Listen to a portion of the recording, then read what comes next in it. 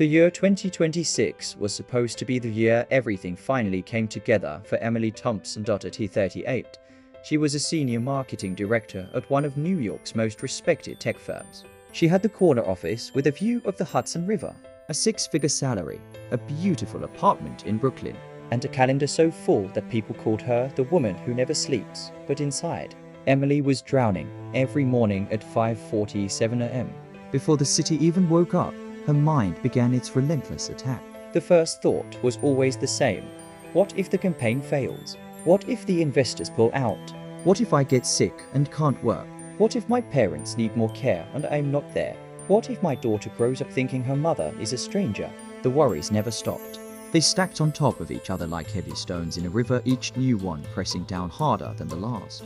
By the time she reached her office, her shoulders were already tight, her jaw clenched, and her chest felt like it was wrapped in invisible wire. She tried everything the modern world offered. Therapy, meditation apps, breathwork classes, even prescription anxiety medication. Nothing seemed to quiet the noise. The more she tried to control tomorrow, the heavier today became. One rainy Thursday evening in April 2026, after another 14-hour workday, Emily sat alone in her living room surrounded by glowing screens, reports, emails, stock prices, her daughter's school schedule, medical bills for her father. The weight was unbearable. In a moment of complete exhaustion, she whispered to the empty room, "I can't carry this anymore." That night, something shifted. She opened her laptop and searched for the words she had seen once in a forgotten article. Silent Retreat, Zen Mountain Monastery, Hudson Valley. She had dismissed it before as too extreme, but tonight, the words felt like a lifeline. Without overthinking for the first time in years, she filled out the application form and pressed submit. 3 weeks later, she stood at the wooden gate of Zen Mountain Monastery, a quiet place nestled deep in the forests of upstate New York. The spring air was cool and smelled of pine and rain. A gentle elderly monk named Brother Daniel greeted her with a bow and a single sentence, "Leave your worries at the gate. They are not allowed inside." Emily laughed nervously. "That's easier said than done." Brother Daniel smiled softly. "Everything is easier said than done, until the day you stop trying to do it." He led her to a small wooden cabin.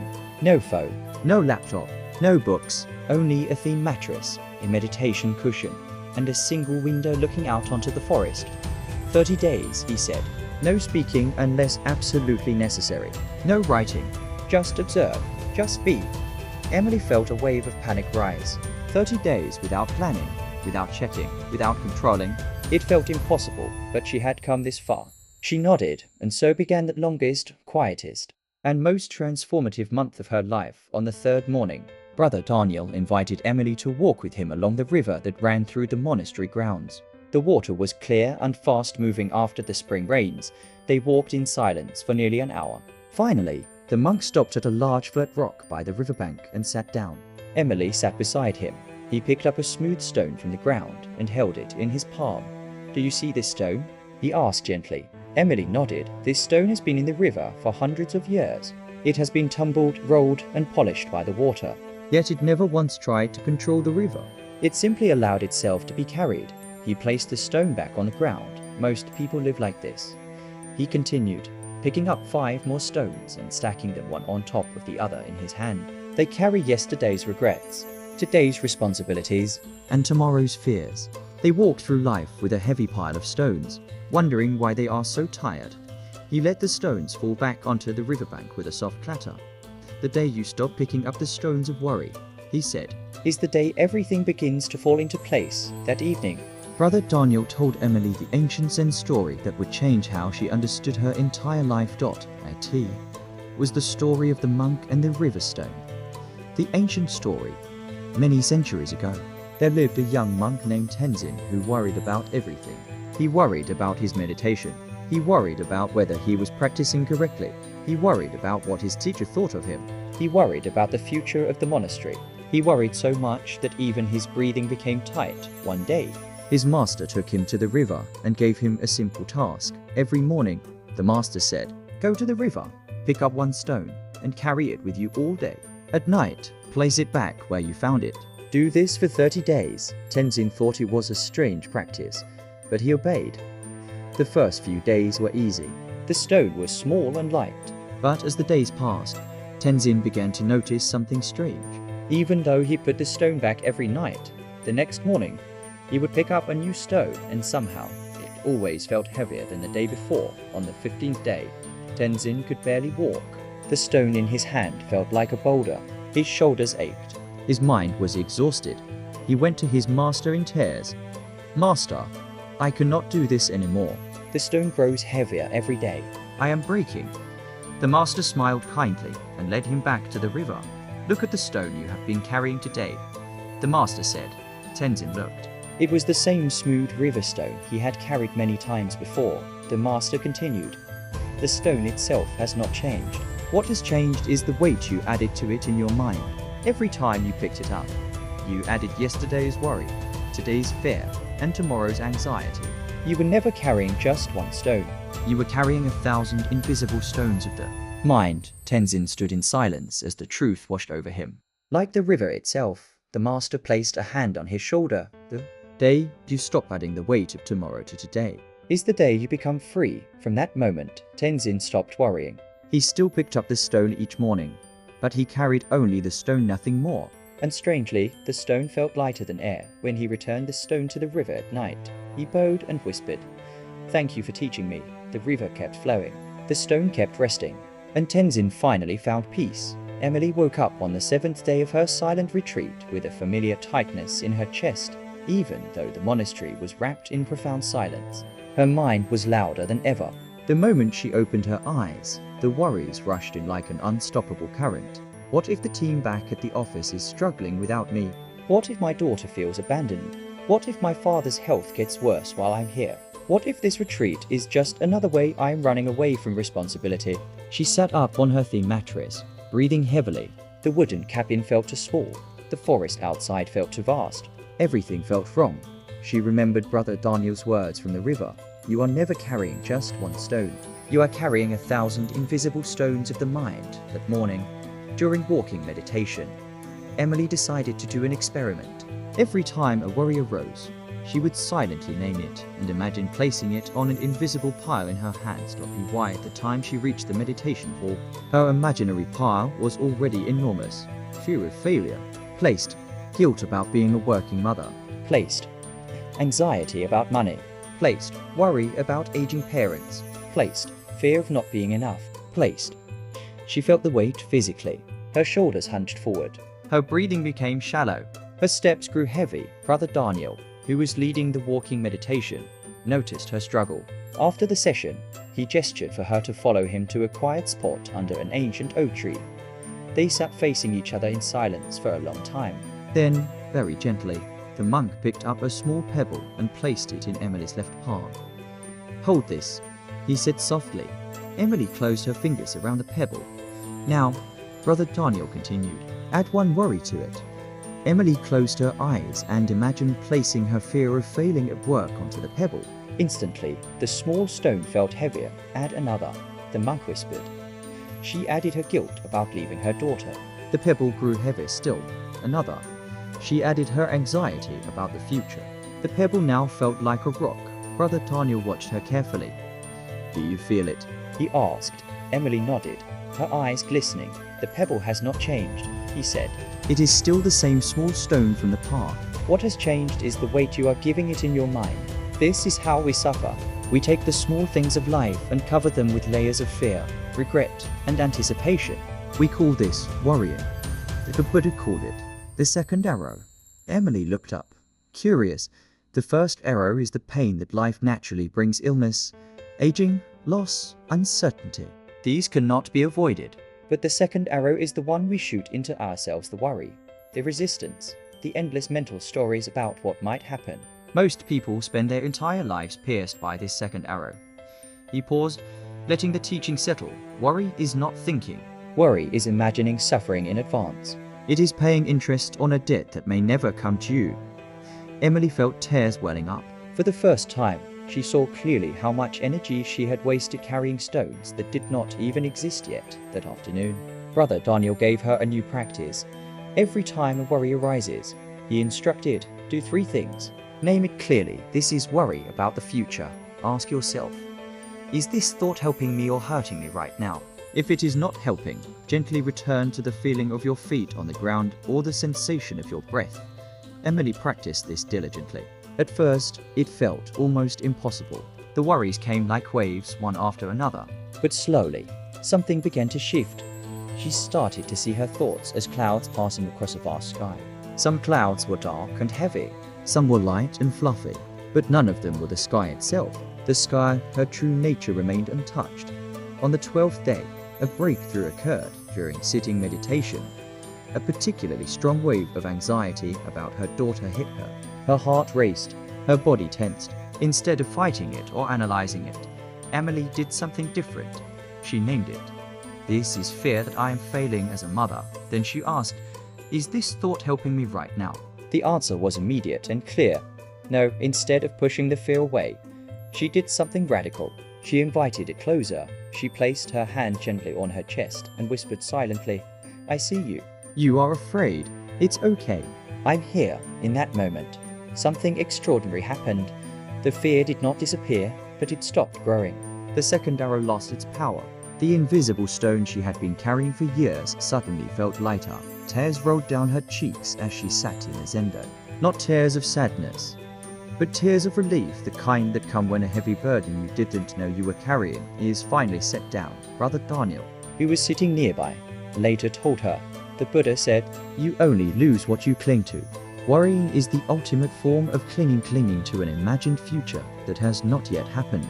The day you stop clinging to tomorrow is the day today becomes enough. From that day forward, Emily began to understand the deeper teaching of impermanence. Everything changes. Her career could change. Her health could change. Her daughter would grow up. Her parents would age. Even this moment of worry would pass. Nothing stayed the same, not even her anxiety. And if nothing stayed the same, then why was she spending so much energy trying to control and predict what could not be controlled? This realization brought her a strange kind of freedom. She started walking lighter through the forest paths. Her shoulders relaxed. Her breathing became deeper. Even the food tasted better. The birds sounded clearer. The wind on her skin felt more alive. The invisible stones were slowly being returned to the river one by one, but the deepest teaching was still to come. On the 18th day, Emily experienced what the Zen masters call the Great Doubt in the middle of a long sitting period. A terrifying thought arose. What if I stop worrying completely and everything falls apart? The fear was so strong that her body began to shake. For the first time in the retreat, she wanted to run away to grab her phone, call her team, check her emails, make plans, control something. Instead, she stayed. She sat with the fear. She breathed with it. She did not feed it with more stories. She simply witnessed it. And then, in the middle of that storm, a profound silence opened up inside her. In that silence, she heard a quiet inner voice, not Brother Daniel's, not the Buddha's, but her own deepest wisdom. Everything that is meant to fall apart will fall apart anyway. Everything that is meant to come together will come together anyway. Your job is not to hold the world together. Your job is to stop breaking yourself trying to hold it. When the bell rang to end the sitting, Emily opened her eyes and smiled through her tears. She had touched something real. She had touched the day when she finally stopped worrying and everything began to fall into place. The 18th day of the retreat became the darkest and most important day of Emily's life. After the profound realization in the meditation hall, she thought the hardest part was over. She believed she had broken through. But life and the mind had other plans. That night, a massive storm rolled through the Hudson Valley. Thunder shook the wooden cabin. Lightning flashed across the sky like sudden bursts of fear. The rain pounded on the roof so loudly that it felt like the whole world was collapsing. Emily couldn't sleep, lying in the darkness. All the old worries returned with terrifying force. But this time they were sharper, more personal, and more painful. What if my daughter grows up resenting me for always being busy? What if my father dies while I'm here doing nothing? What if the company lays me off because I disappeared for a month? What if all this silence is just spiritual bypassing a fancy way of running away from real life? The thoughts attacked her without mercy. Her body trembled. Her breathing became shallow and rapid. She felt like she was drowning in an ocean of fear. At 3:17 a.m. She could no longer stay in bed. She put on her robe, grabbed a small lantern, and walked out into the storm. The rain soaked her instantly. Mud clung to her feet as she made her way toward the main meditation hall. She didn't know why she was going there. She only knew she couldn't be alone with her mind anymore when she reached the zendo. She was surprised to see a single candle burning inside. Brother Daniel was sitting in meditation, completely still, as if the storm outside didn't exist. Emily hesitated at the door, dripping wet and shaking. Brother Daniel opened his eyes and looked at her with infinite gentleness. He didn't speak. He simply gestured to the cushion beside him. She sat down, still trembling, for a long time. Neither of them moved. The only sounds were the rain, the thunder, and Emily's ragged breathing. Finally, in a voice barely above a whisper, Emily broke the silence rule for the first time in 18 days. "I can't do this," she said, her voice cracking. "I thought I was getting better, but everything is worse. The worries are louder than ever. I feel like I'm breaking apart." Brother Daniel remained silent for a long moment. Then he spoke softly. "Good. Now you are finally ready." Emily looked at him, confused and frustrated. "Ready for what?" "Ready to meet the real fear," the monk replied. "Until now, you have been fighting the worries. Tonight, the storm has brought you face to face with the root of all worry, the fear of not being in control." He turned to face her fully. "Tell me, Emily, what are you most afraid will happen if you completely stop worrying and trying to control everything?" The question pierced her like lightning. She closed her eyes, tears mixed with rain on her face. "I'm afraid that everything will fall apart," she whispered. "I'm afraid my life will collapse. I'm afraid I'll lose everything I've worked for. I'm afraid I'll be seen as irresponsible. I'm afraid I'll disappoint everyone.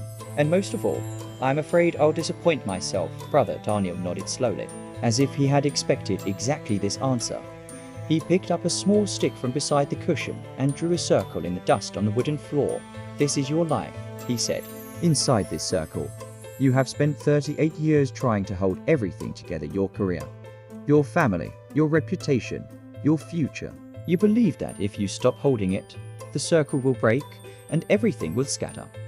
He looked at her with deep compassion. But what if the circle was never meant to be held so tightly? What if the things that are truly yours cannot be lost, and the things that are not yours were never yours to begin with? Emily stared at the simple circle in the dust. Brother Daniel continued. "The Buddha taught that suffering is born from clinging. The more tightly you cling, the more pain you create when things change and everything changes. Your daughter will grow up, your parents will pass, your career will evolve, your body will age. This is the law of impermanence. Fighting it with worry does not stop the change. It only makes you suffer twice." A long silence followed, broken only by the sound of rain. Then Brother Daniel asked the question that became the turning point of Emily's life. "What would your life feel like if, for one single day, you trusted that life knows how to take care of itself better than your worrying mind does?" Emily sat with the question as the storm raged outside. Something inside her cracked open for the first time. She allowed herself to imagine a life without the constant weight of what if. She imagined waking up without immediately checking her phone for crises. She imagined trusting that her team could handle things without her micromanaging.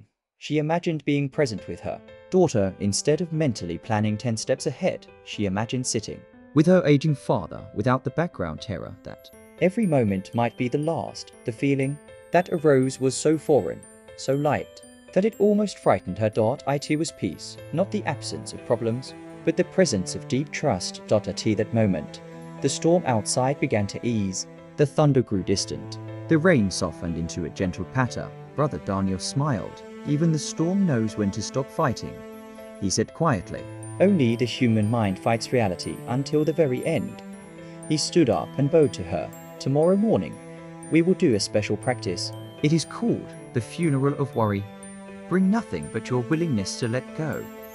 Emily returned to her cabin as the first light of dawn touched the forest. She was still wet, still exhausted, but something fundamental had shifted. She no longer felt like a victim of her worries. She felt like someone standing at the edge of freedom, terrified, but finally willing to step forward. The next morning, under a clear sky washed clean by the storm, Emily participated in the most powerful ceremony of her retreat. Brother Daniel led her to a small clearing beside the river. In the center was a pile of dry wood and kindling. "Today," he said, "we will hold a funeral for your worries, not to deny them, but to thank them for trying to protect you, and then let them go." one by one. Emily wrote her biggest worries on pieces of rice paper using a calligraphy brush. Fear of failing as a mother, fear of losing control at work, fear of her parents suffering, fear of not being enough, fear of the future. She read each one aloud, feeling the weight of every word. Then, with trembling hands, she placed each paper into the fire. As the papers burned and turned to ash, something profound happened. With each worry that dissolved into smoke, Emily felt a corresponding lightness in her body. The invisible stones she had carried for decades were finally being returned to the river, not by force, but by conscious surrender. When the last paper had turned to ash, Brother Daniel spoke the final teaching. Worry is a prayer for a negative future. Today, you stopped praying for suffering. From now on, let life surprise you. Emily stood by the river for a long time after the ceremony, watching the ashes float downstream. For the first time in her adult life, she was not trying to control the river. She was simply allowing herself to flow with it. And in that allowing, something miraculous began to happen. Everything started to fall into place. On the morning of the 30th day, Emily stood at the wooden gate of Zen Mountain Monastery with a small bag over her shoulder. The spring sun was warm on her face. The forest smelled of fresh pine and wildflowers. Birds sang as if celebrating her departure. Brother Daniel stood beside her, hands folded in his robe. You are not the same person who arrived here 30 days ago, he said gently. But the real test does not happen inside these gates. It happens when you return to the noise. Emily nodded. She felt both excited and nervous. The lightness she had discovered in the silence felt precious and fragile, like a newly opened lotus flower. Remember, Brother Daniel continued, worry will knock on your door again. When it does, do not fight it. Simply greet it like an old friend who has lost his way. Say, I see you.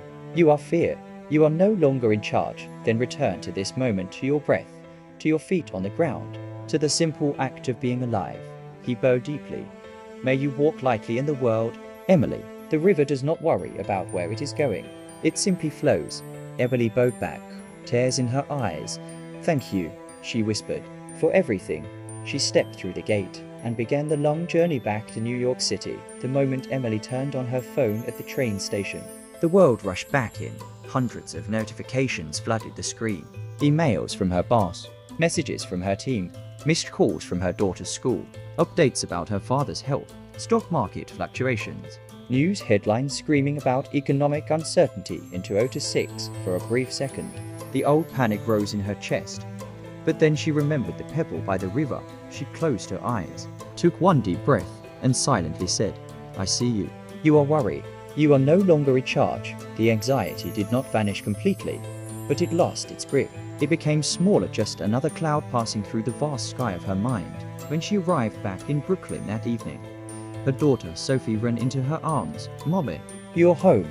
Emily held her tightly, not thinking about tomorrow's meetings or next week's deadlines. For the first time in years, she was fully present with her child. She noticed the softness of Sophie's hair, the warmth of her small body, the sound of her laughter. In that moment, nothing else existed. The next morning, she returned to her office. Her colleagues were surprised to see her so calm. The old Emily would have immediately jumped into crisis mode, checking every report, micromanaging every detail, replying to emails within minutes. But the new Emily moved differently. She listened more. She spoke less. When her team presented problems, she didn't rush to fix everything. Instead, she asked powerful questions. What do you think we should do? What feels like the next right step? To everyone's surprise, the team performed better than when she had been controlling every detail. Creativity flowed. People felt trusted. Solutions emerged naturally. One afternoon, her boss called her into his office. Emily, I have to be honest, he said. When you first told me you were taking a month off for a silent retreat, I thought it was a terrible idea. But looking at you now, something has changed. You seem lighter, more focused. The team is actually doing better. What happened up there? Emily smiled softly. I stopped carrying stones that didn't belong to me. Her boss looked confused, but he didn't press further.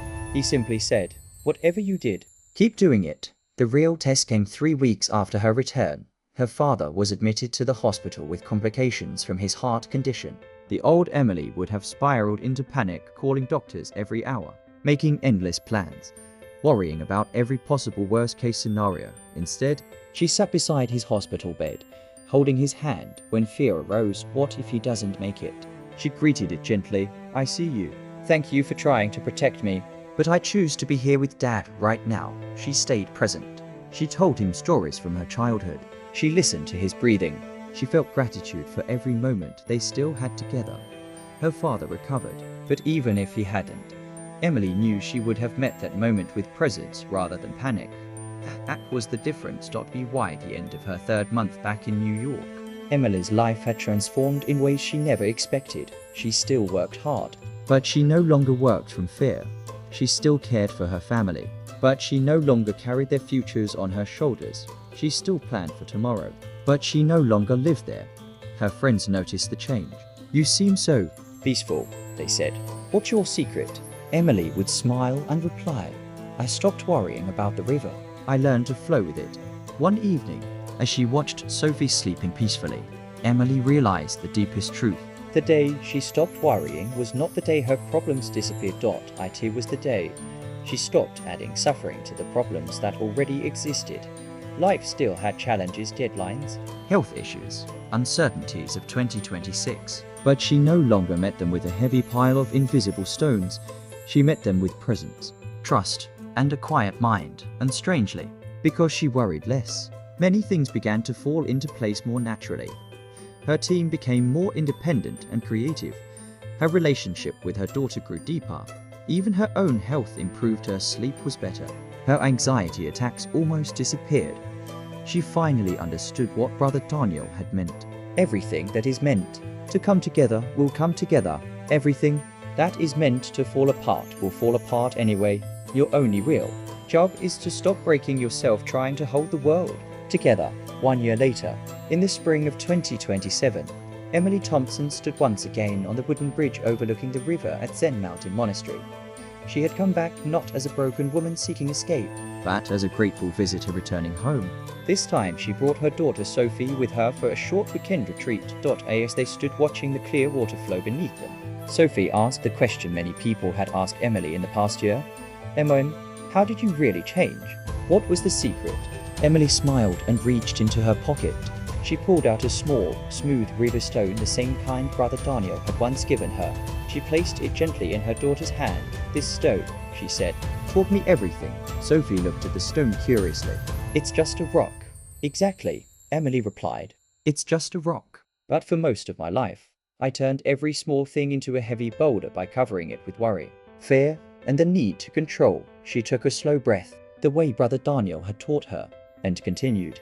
Let me tell you what I learned in 30 days of silence, the real lessons that changed my life. Lesson 1. Worry is a prayer for a negative future. Worry is not preparation. It is imagining suffering before it happens. Every time I worried about the future, I was mentally living through pain that might never come. The Buddha called this the second arrow. Life shoots the first arrow, the actual difficulty, but we shoot ourselves with the second arrow by worrying about it in advance. The day I stopped shooting the second arrow, my suffering decreased by more than half. Lesson 2. You are not responsible for holding the world together. I used to believe that if I didn't worry, everything would collapse. I thought my anxiety was what kept the plane flying, kept my family safe, kept my career stable. But the opposite was true. The more I worried and tried to control, the more exhausted I became, and the less effective I was. When I learned to trust life more and control less, things actually started working better, not perfectly, but naturally. Lesson 3.